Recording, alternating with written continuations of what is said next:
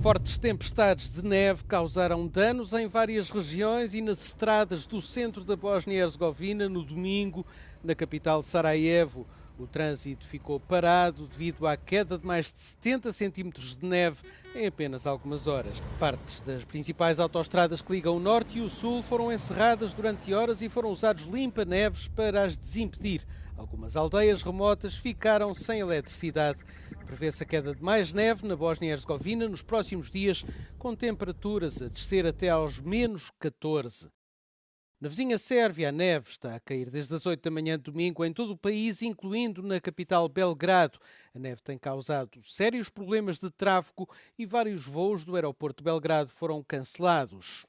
Na Croácia, a queda de neve causou congestionamento nos postos fronteiriços.